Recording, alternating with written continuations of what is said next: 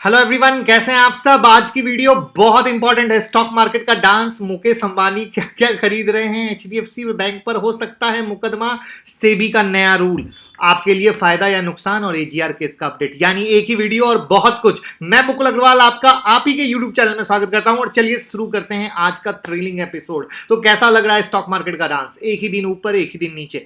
अच्छे से बायर कभी बेचारे बाय कर पाते हैं तो मार्केट दूसरे दिन गिर जाता है, और कभी बेचारे सेलर सेल करते हैं तो मार्केट बढ़ जाता है। यानी ना बायर को जीने दे रहा है ना सेलर को जीने दे रहा है, तो न किसी को जीने दे रहा है न किसी को मरने दे रहा है, और बीच में हमारे मारवाड़ी में कहते हैं हुकुर हुकुर करने दे रहा है। तो बिल्कुल उसी तरीके से मार्केट चल रहा है। लेकिन जो भी हमें प्रॉपर फॉलो करते होंगे, विश्वास करते होंगे, उम्मीद करता हूं प्रॉफिट कमा रहे होंगे। निफ्टी में 11,244 का सेल पॉइंट दिया, आज ओपनिंग में वही पॉइंट लेकर 11,146 का लो मारा और 11,130 का सपोर्ट लिया और वहां से 264 का हाई मारा। क्यों, आखिर क्यों ऐसा हो रहा है, मार्केट क्यों एडवांस लेवल पर काम कर रही है। ये एडवांस लेवल हम आपको देते हैं, ये आपको सोचना है, सोचना शुरू कर दीजिए। क्यों? क्योंकि आप लोग बहुत जगह से सीखते हैं, बहुत सारा टिप्स फॉलो करते हैं, लेकिन क्या इस तरीके से मार्केट डांस करता है, कभी देखा है, कभी सोचा है? ये कहने का मकसद कहीं से ये नहीं है कि हम प्रोमो करें मेरे भाई। मेरे कहने का मकसद ये है, बताने का मकसद ये है कि आप हमें अच्छे से फॉलो करें, प्रॉपर पेपर में नोट करें, जिससे आप भी पैसा कमा सकें जैसे ओल्ड फॉलोअर कमा रहे हैं।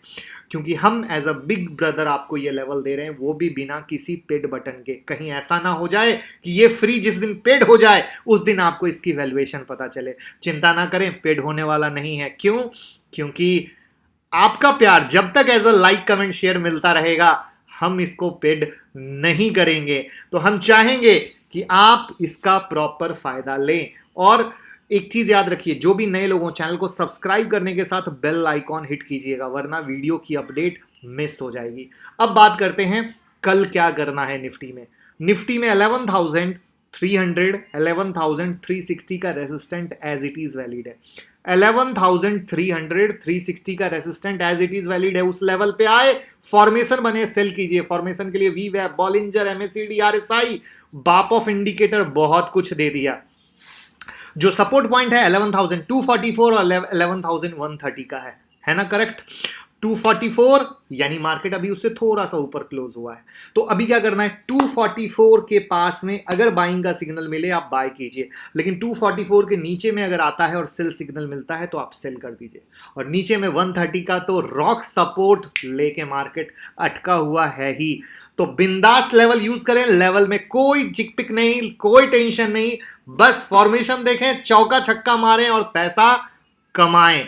अब बात करते हैं मुकेश अंबानी के। यस, जियो को बड़ा बनाने के बाद नेक्स्ट टारगेट है रिलायंस रिटेल को बड़ा बनाना। रिलायंस रिटेल की सीधी टक्कर किससे है? अमेजॉन से। और इसलिए मुकेश अंबानी कोई भी ऐसी कमी नहीं करेंगे जिससे अमेजॉन से वो पीछे रह जाए। इसलिए वो काफी कुछ चीजें खरीदने के प्रोसेस में लगे हैं। एक मूवी का डायलॉग है, प्रॉपर याद नहीं है, फिर भी वो लाइन यहां पे मैच करती है, इसलिए बोलना चाहूंगा, जहां तक तुम्हारी नजर जाती है मुन्ना, वो सारी प्रॉपर्टी हमारी है। तो कुछ बिल्कुल ऐसा ही होने का नजारा है।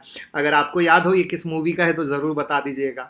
वैसे ही इरादा कुछ मुकेश अंबानी का रिलायंस रिटेल के लिए। अब जानते हैं वो क्या क्या खरीद रहे हैं। देखिए, future retail already deal process में है, लेकिन थोड़ा सा लीगल लफड़ा फंसा हुआ है, कुछ टर्म कंडीशन पे मामला अटका हुआ है, क्योंकि किशोर बयानी जी खुद ही अपने आप में मंझे हुए प्लेयर हैं, जिसके कारण ये डील अटकी हुई है। बाकी ये डील 24,000 से 27,000 करोड़ के पास के होने की संभावना है, और ये डील होने से रिलायंस रिटेल नंबर 1 प्लेयर बन जाएगा। फैशन में, ग्रॉसरी में, मर्चेंडाइज में। देखना है खबर कब आती है। दूसरा, टिकटॉक की जो ऑनर कंपनी है बाइटडांस, वो ऑलरेडी जुलाई एंड से रिलायंस के साथ बात में लगी हुई है। बातचीत चल रही है, बट अभी तक आउटपुट नहीं आया है। जबकि टिकटॉक के पास इंडिया में 200 मिलियन सब्सक्राइबर हैं और कंपनी की वैल्यूएशन $3 बिलियन की है। तो $3 बिलियन से ज्यादा बड़ा है इसका मार्केट। वो एक अपने आप में सबसे बड़ी चीज है, और वो बड़ी चीज डेफिनेटली रिलायंस को एक बड़े लेवल पे लेके जा सकती है। और इसीलिए ये एक बहुत ही देखने वाली बात होगी कि क्या रिलायंस टिकटॉक को लेता है, क्या खबर है, वो आगे की बात होगी। नेक्स्ट है अर्बन लैडर। अर्बन लैडर एक ई कॉमर्स स्टार्टअप है, इसका बेंगलुरु में 2012 में स्टार्ट हुआ था और ये ऑनलाइन फर्नीचर का बिजनेस करती है। ये अगर आपको फर्नीचर करना हो ऑनलाइन अर्बन लैडर पे कर सकते हैं।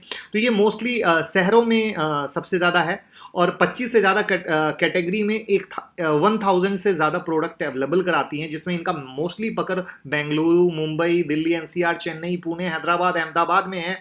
और कंपनी 2012 से लेके आज तक में $114.9 मिलियन का फंड जुटा चुकी है और लास्ट फंड 6 नवंबर 2019 को जुटाया था। ये डील $30 मिलियन के पास होने की संभावना है, यानी सब कुछ खरीद लो, कर लो दुनिया मुट्ठी में। Next milk basket. Milk basket वालों ने पहले अमेजॉन और कहते हैं बिग बास्केट से डील की थी, लेकिन उसके बाद वो डील फेल हो गई। तब अब मिल्क बास्केट वाले थोड़े से रिलायंस के बहुत क्लोज आ चुके हैं और मिल्क बास्केट की लॉकडाउन में पक्कर भी बहुत पक्कर हो गई और 1.30 लाख घरों में सेवा देती है। सब्जी, डेयरी, बेकरी, अन्य एफएमसीजी 9000 से ज़्यादा प्रोडक्ट की डिलीवरी करती है और इस समय गुड़गांव, नोएडा, द्वारका, गाजियाबाद, हैदराबाद, बेंगलुरु में सेवा दे रही है। यानी बिग बास्केट, मिल्क बास्केट आने से रिलायंस रिटेल का पकड़ मजबूत होगा और रिलायंस रिटेल यही चाहता है। उसके बाद आपको पता है अमेजॉन ने बेंगलुरु में अब एज ए स्टार्ट के तौर पे ऑनलाइन फार्मेसी स्टार्ट कर दी और उसके बाद धीरे धीरे वो आगे बढ़ाएगी और इसीलिए रिलायंस भी इस में उतरना चाहती है और नेटमेट से उनकी बात चल रही है, जो बेंगलुरु बेस्ड स्टार्टअप है, और ये डील $120 मिलियन की होने की बात है। और अगर हो गया तो फार्मेसी में भी रिलायंस रिटेल, यानी अगर देखा जाए खुली टक्कर, इधर अमेजॉन इधर रिलायंस रिटेल, जो जीत गया वो सिकंदर। नेक्स्ट जीवामे। रिलायंस की जो सब्सिडरी रिलायंस कंपनी है, रिलायंस ब्रांड, उन्होंने लीडिंग लिंगरी, ये लिंगरी की सबसे बड़ी अच्छी कंपनी है जीवामे, उसमें 15% का स्टेक ले लिया है और अदर पार्टनर्स से बात चल रही है पूरा स्टेक लेने का। छोड़ेंगे कुछ नहीं, लेंगे सब कुछ, जिसमें $160 मिलियन दे सकती है। इसको लेने के लिए जो बात चल रही है $160 मिलियन तक रिलायंस खर्च कर सकती है। तो देखना है, अगर ये हो गया तो अगेन फैशन में एक बड़ा प्रोडक्ट आगे बढ़ेगा, क्योंकि लिंगरी एक ऐसी चीज़ है जो अगेन मार्केट में बहुत डिमांडेड है। तो इस तरीके से जीवाम हो गया। अब बात करते हैं टेक्निकल लेवल की। रिलायंस का 2166 का सेल पॉइंट दिया था, वहां से 2071 का लो मारा और अभी भी याद रखिए 2144, 2171, 2200 का रेजिस्टेंट है, क्योंकि 2200 का जो रेजिस्टेंट है वो मेक और ब्रेक लेवल है।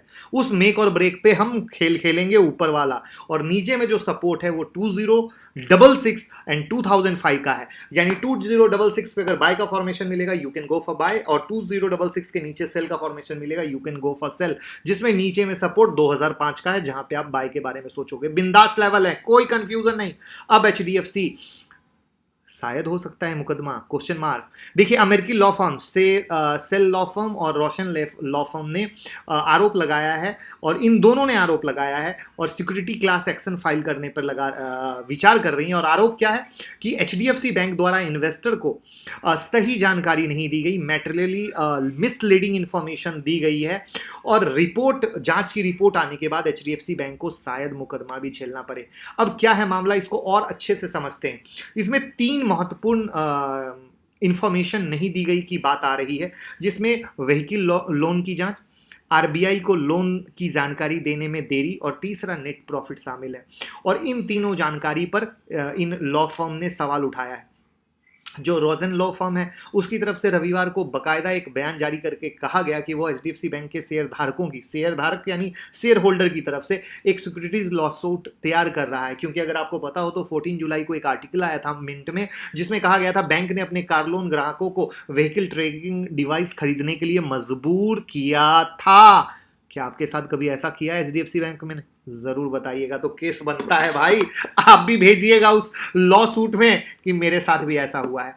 तो देखिए बैंक का अब क्या कहना है, बैंक का कहना है कि हमें मीडिया से ही जानकारी मिली है, हम पूरी जानकारी लेने की कोशिश कर रहे हैं, कहीं से मुझे ये मामला दमदार नहीं लग रहा है, ये बहुत लोअर लेवल की घटिया हरकत लग रही है।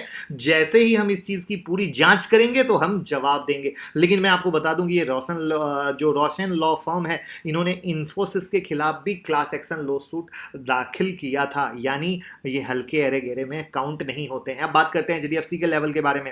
1060 का रेजिस्टेंट है और दिया था, वहां से 1020 का लो मारा, अभी भी 1067 का resistant as it is valid है, और जो नीचे में सपोर्ट है वो 1000 का, यानी 1000 पे फॉर्मेशन बने बाय कीजिए, या 1000 के नीचे फॉर्मेशन बने सेल कीजिए, और जो 1067 का रेजिस्टेंट है वो सेल का एरिया है, और उसके ऊपर ब्रेकआउट बने बाय कीजिए। बिंदास लेवल है, कोई कंफ्यूजन नहीं। अब बात करते हैं सेबी के रूल के। एक दिन में होगा ट्रेड सेटलमेंट, इस पे सेबी विचार कर रही है, और ऐसा होता है तो बहुत अच्छा होगा। कैसे, समझिए। बहुत लोगों को पता नहीं होगा ट्रेड सेटलमेंट क्या है। देखिए, ट्रेड सेटलमेंट में जो लगने वाला समय अगर घट सकता है तो ऐसा होगा, तो सेबी का प्लान ये है कि जो 2 दिन का समय है उसको घटाकर 1 दिन करना। अभी ट्रेड सेटलमेंट में 2 दिन लगता है, जिसे T+2 कहा जाता है। T+2 आप जानेंगे ही, उसे T+1 करने का प्लान है। अगर ऐसा होगा तो लिक्विडिटी भी बढ़ेगी, मार्केट का पोटेंशियल भी बढ़ेगा, और सिस्टम से जुड़े रिस्क में भी कमी आएगी। कैसे, क्या आप पे इंपैक्ट पड़ेगा वो समझिए। T+1 सिस्टम का मतलब है ट्रांजेक्शन के अगले दिन ही उसका निपटारा हो जाना। इसे शेयर खरीदने वालों को सौदे के अगले दिन ही उसके डीमेट में शेयर आ जाएंगे। अभी 2 दिन लगता है, अभी 1 दिन में ही आ जाएगा। और जो शेयर बेचने वाले हैं उसके अकाउंट में शेयर के जो पैसे का ट्रांजेक्शन है वो भी अगले दिन आ जाएगा। तो ये बहुत ही फास्ट और बहुत ही अच्छा होगा। मान लीजिए आप कोई शेयर XYZ के शेयर को मंडे को आपने बेचा, तो ऐसे में आपके बैंक अकाउंट में पैसा ट्यूसडे को आ जाएगा। अभी कितना दिन लगता है? 2 दिन। और अभी सेबी सेटलमेंट में लगने वाले समय को जो घटाने के बारे में सोच रहा है, इसका रीजन ये है कि सेबी और कुछ बड़े ब्रोकर के बीच में जो बैठक हुई है, उस बैठक यानी मीटिंग, उसके बीच में इस तरह की बात आई है।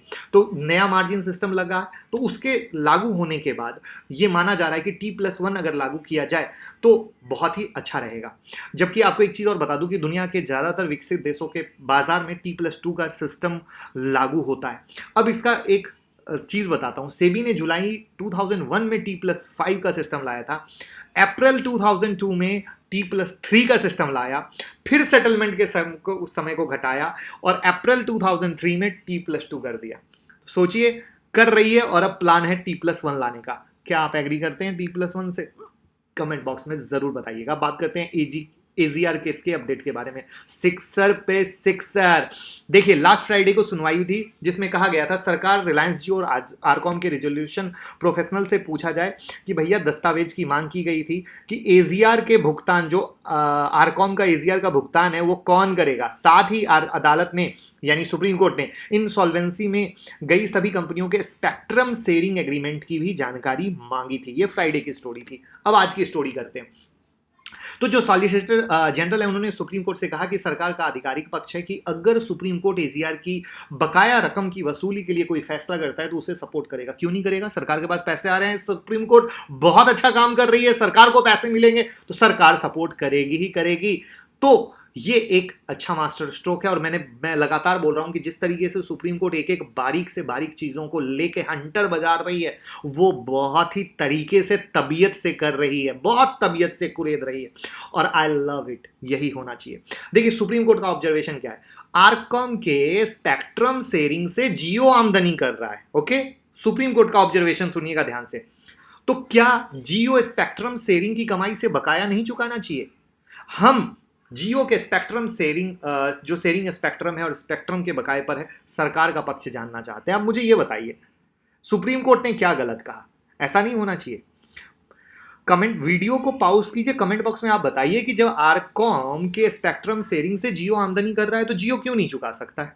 ऐसे तो भाई भाई अलग हैं, प्रॉपर्टी अलग है, झगड़ा अपना है, बिजनेस अपना अलग है, लेकिन जब आई तो अंदर ही अंदर यूज हो रहे हैं। बताइए, होना चाहिए या नहीं होना है? सुप्रीम कोर्ट ने कहा, क्या आईबीसी के तहत सुप्रीम कोर्ट स्पेक्ट्रम को खरीदा बेचा जा सकता है? तो आरकॉम के रिजोल्यूशन वाले ने कहा कि स्पेक्ट्रम कंपनी का एसेट है, इसे आईबीसी के तहत खरीदा बेचा जा सकता है, और आईबीसी मोरेटोरियम के दौरान मौजूदा जो बकाया था वो दूरसंचार विभाग को पे किया जा चुका है। लेकिन यहाँ पे एक और मास्टर स्ट्रोक, ध्यान से सुनिएगा। तो जो इसमें कहा गया, जब वो रेजोल्यूशन प्लान वाले थे, उन्होंने कहा कि प्रोफेशनल वाले थे कि 2018-19 में बैंक और आरकॉम सॉल्वेंसी से बचने के लिए कंपनी बेचना चाहती थी। आरकॉम तो बिकी नहीं। उसके बाद उनके पास आईबीसी में ही आने का विकल्प था, और उस समय, ध्यान से सुनिएगा, आरकॉम की सही वैल्यूएशन 10,200 करोड़ है। ठीक है, ये उन्होंने कहा। अब सिक्सर मारा सुप्रीम कोर्ट ने, कहा कि आईबीसी से पहले जियो को प्रस्तावित बिक्री के दौरान आरकॉम का दावा उनकी एसेट की वैल्यू का 35,000 करोड़ था। तो हम जानना चाहते हैं बाकी एसेट गया कहां गया, और इतनी ज्यादा गिरावट कैसे आई? अब बताओ कैसा लगा सुप्रीम कोर्ट का सिक्सर? तबियत खुश हुई कि नहीं हुई? इसको बोलते फटके देना। और जो अब जो इसमें कहानी है, वो कहानी में एक समरी ये आई है कि कॉन्ट्रैक्ट के तहत टेलीकॉम कंपनियों को स्पेक्ट्रम के इस्तेमाल की अनुमति है, लेकिन ऑनरशिप में कोई बदलाव नहीं किया गया है और आईबीसी के तहत स्पेक्ट्रम को एसेट नहीं माना गया है और स्पेक्ट्रम का सरकार का ही मालिकाना हक है। अब जहां तक सॉलिसिटर जनरल ने सुप्रीम कोर्ट में कहा कि इंसॉल्वेंसी में गई कंपनियों की मदद वाली थर्ड पार्टी के एसेट नहीं बेचे जाएंगे और इस पर देश के लोगों का हक है, यानी हमारा और आपका हक है मेरे भाई, तो इसे आईबीसी के तहत नहीं बेचा जा सकता है। तो फाइनली नेक्स्ट सुनवाई 19 अगस्त को है, बट सुप्रीम कोर्ट ने ऐसे संकेत दिए हैं कि जो कंपनी स्पेक्ट्रम का इस्तेमाल करेगी उसे ही एजीआर का बकाया भुगतान करना पड़ेगा, क्योंकि स्पेक्ट्रम शेयरिंग और स्पेक्ट्रम ट्रेडिंग से बिल्कुल अलग है। आपका क्या मानना है जरूर बताइएगा। और आज की वीडियो जो इतनी मेहनत से Mukesh Ambani, HDFC, SEBI, AGR, Nifty सब बनाई भाई, जम के लाइक कमेंट कीजिएगा तो हौसला बढ़ता है। और आप लोग बहुत सारे व्हाट्सएप ग्रुप में हो, वहां शेयर कर दो, अपने व्हाट्सएप के स्टेटस में लगा दो, ट्विटर फेसबुक पे लगा दो। भाई वाला काम करो, हम भाई वाला काम कर रहे हैं, क्योंकि sharing is caring. Thank you so much.